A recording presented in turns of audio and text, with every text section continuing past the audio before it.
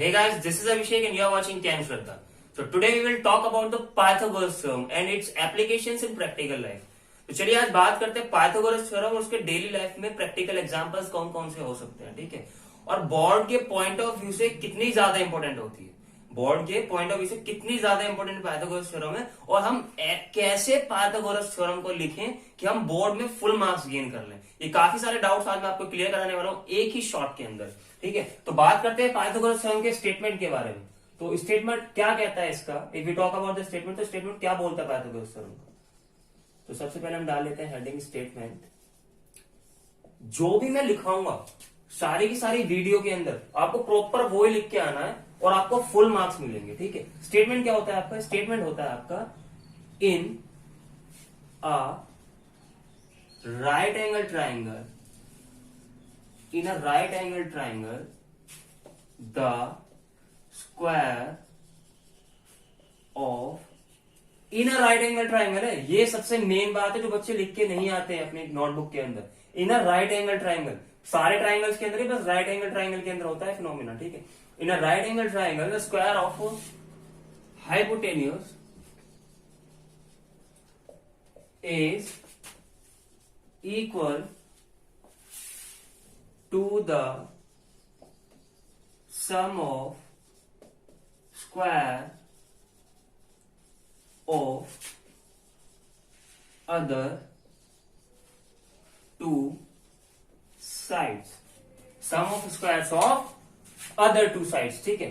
अगर मैं mathematical language में अगर इस स्टेटमेंट को लिखना चाहूं तो आप कैसे लिखोगे। तो सबसे पहले ट्राइंगल बना लेते हैं। ट्राइंगल कैसे बनता है, राइट एंगल ट्राइंगल। एक राइट एंगल ट्राइंगल कुछ ऐसा बनता है, कुछ राइट एंगल ट्राइंगल ऐसा बनता है। ये ए होता है, ये बी होता है, सी होता है, नेमिंग कर लेते हैं, नेट ऐसे बना है तो राइट एंगल ट्राइंगल हो गया। और सबसे ज्यादा कंफ्यूजन बच्चों की कहाँ क्रिएट होती है, सबसे ज्यादा कंफ्यूजन बच्चों की क्रिएट होती है कि उन्हें हाइपोटेन्यूज फाइंड करने में दिक्कत आती है। तो हाइपोटेन्यूज क्या होती है, जो बी एंगल पे, जिस भी एंगल पे राइट एंगल बना हुआ होता है उसके कॉर्नर पे वाला जो रहता है, इस पे आप सीधा ऐसे खींच के एक एरो बना दो तो सामने वाली जो साइड होती है वो हाइपोटेन्यूज में काउंट होती है।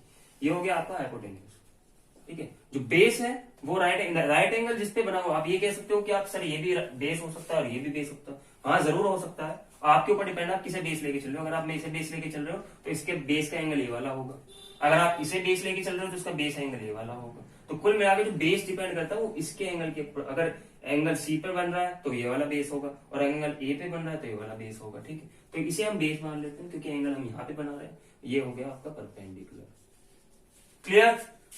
अब इसे मैथमेटिकल टर्म में कैसे लिखेंगे, in a right angle triangle the square of hypotenuse. Hypotenuse क्या है इसकी, AC।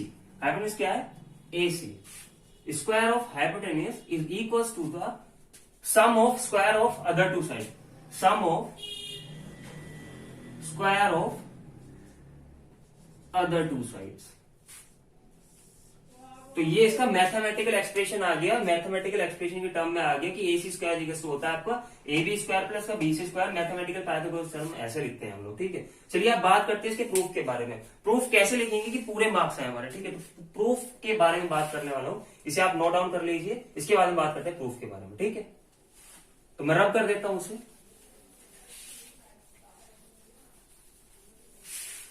अब सबसे पहले अगर हमें किसी भी थ्योरम वाले क्वेश्चंस में अगर उसमें थ्योरम को प्रूफ करना होता है तो सबसे पहले हम लिखते हैं टू प्रूफ। हमें प्रूफ करना क्या है, सबसे पहले एग्जामिनर को ये पता लगना चाहिए, बिल्कुल नीट एंड क्लीन वे में आपको लिखना है टू प्रूफ कि हमें एक्जैक्टली प्रूफ क्या करना है। प्रूफ करना है हमें हाइपोटेन्यूज का square is equal to sum of squares of other two sides. तो हमें ये प्रूफ करना है पाइथागोरस थ्योरम के अंदर, ये प्रूफ करना है। हम ऐसे भी लिख सकते हैं H square is equal to P square plus का B स्क्वायर, ऐसे भी प्रूफ कर सकते हैं हम लोग, ठीक है। और हमें क्या काम करना है इसे प्रूव करने के लिए, तो सबसे पहले हमारे दिमाग में आया, हमने पाइथागोरस, जब पाइथागोरस ने भी ये थ्योरम देखी होगी, जब पाइथागोरस ने पहली बार ये थ्योरम देखी तो उसने सोचा होगी अगर मुझे ये प्रूफ करना है, सबसे पहले थ्योरी आती है इनकी, उसके बाद में प्रूफ आता है। तो सबसे पहले थ्योरी में उसने क्या सोचा होगा कि मुझे AC का स्क्वायर चाहिए, AC का स्क्वायर चाहिए, AB का स्क्वायर चाहिए, BC का स्क्वायर चाहिए, तब जाके इसमें कुछ रिलेशन फाइंड हो सकता है मेरा, ठीक है। तो NCERT के अंदर पाइथागोरस थ्योरम से पहले एक थ्योरम देके रखते हैं, तो उस थ्योरम का नाम क्या है कि एक राइट एंगल ट्राइंगल में अगर मैं ऐसा बना दूं, राइट एंगल ट्राइंगल अगर मैं ऐसा बना दूं, ठीक है, अगर मैं उसके किसी साइड से अगर मैं उसके किसी साइड से एक परपेंडिकुलर ड्रॉ करता हूं किसी भी दूसरी साइड के ऊपर, ये कंस्ट्रक्शन करिए तो इसे डॉटेड कर देते हैं हम लोग। तो कंस्ट्रक्शन ड्रॉ करता हूं, इसे मैं डी मान लेता हूं, इसे मैं डी मान लेता हूं।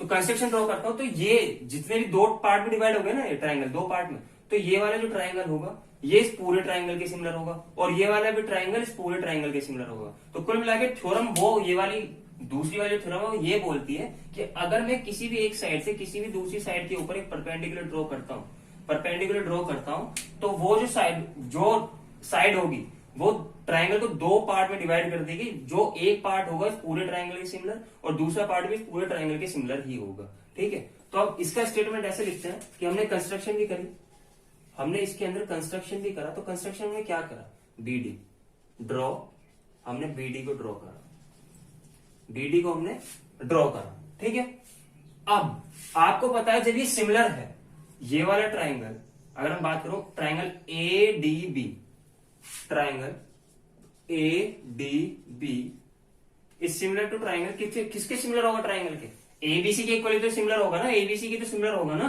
तो triangle ADB similar to triangle ABC.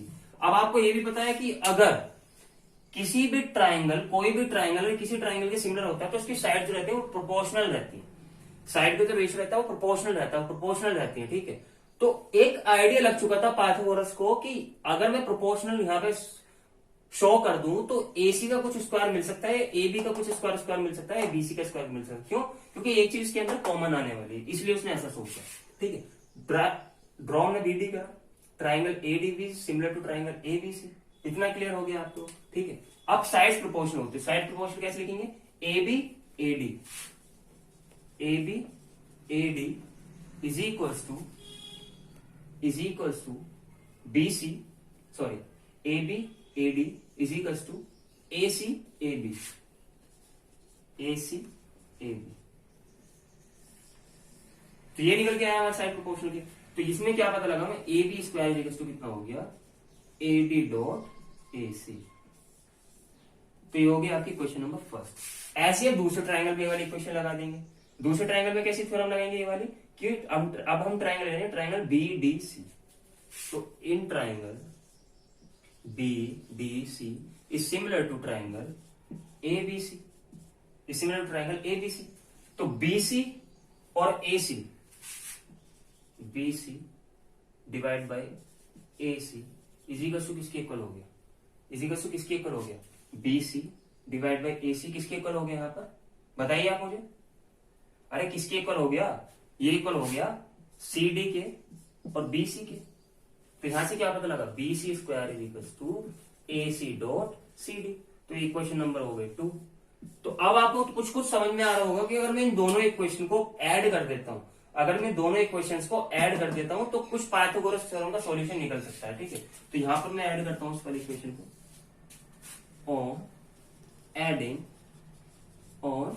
Adding so A B square plus B C square is equal to किसके इक्वल हो जाएगा, A D dot A C plus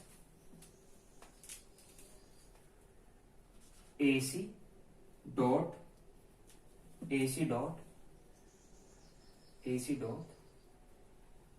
C D. ठीक है, क्लियर। अब A B square plus B C square is equal to कितना हो गया आपका, ए सी इसमें कॉमन ले लिया मैंने, तो ए डी प्लस का ये सी डी बन गया। अब A D plus C D कितना होगा, ए सी के इक्वल ही तो होगा। तो लिख देते हैं हम लोग A B square plus B C square is equal to A C dot A C. अब ए सी डॉट ए सी क्या होगा, ए सी स्क्वायर, तो A B square plus B C square is equal to A C square. तो कुल मिला के हमने proof लेके चले थे कि हमें ये प्रूफ करना है, A B square plus B C square equal to A C square. तो हमने प्रूफ कर दिया है कि नहीं कर दिया है। तो कुल मिला के पाइथागोरस थ्योरम जो हो चुकी है आपकी प्रूफ हो चुकी है। अब ये तो प्रूफ हो चुकी है, लेकिन अब इसके प्रैक्टिकल एग्जांपल्स क्या है, प्रैक्टिकल्स एग्जांपल क्या है। तो कुल मिला के जहां पर भी ऐसी स्ट्रक्चर्स फॉर्म होती हैं, ट्राइंगल टाइप की, जहां पे एक राइट एंगल ट्राइंगल होता है, तो उन वाली स्ट्रक्चर्स के अंदर अगर हमें किसी भी चीज को कैलकुलेट करना है, मान लो उसकी हाइट कैलकुलेट करनी है, बेस कैलकुलेट करना है, हाइपोटेन्यूज को कैलकुलेट करना है, तो वहां पर पाइथागोरस थ्योरम का यूज होता है। मेनली आप अगर घर बना रहे हैं तो मिस्त्री को कैसे कंस्ट्रक्टर को कैसे पता लगेगा कि उसकी हाइट कितनी होगी। अगर मैं हाइपोटेन्यूज इतनी लेता हूँ, अगर बेस वेरिएंट इतना लेता हूँ, तो कुल मिला के इसका परपेंडिकुलर कितना रखना पड़ेगा मैक्स टू मैक्स मुझे। तो यहाँ पर इसके घर बनाने के अंदर भी एप्लीकेशन यूज होते हैं, सड़क बन रही है, कुछ भी बन रहे हैं, स्लोप बन रहे हैं, ठीक है, तो इसके अंदर पाइथागोरस थ्योरम का यूज होता है। होप सो आपको क्लियर हो गया होगा पाइथागोरस थ्योरम। अगर इस तरीके से आप लिखते हैं तो बोर्ड में आपके आएंगे फुल मार्क्स। तो तब तक के लिए धन्यवाद, थैंक यू वेरी मच।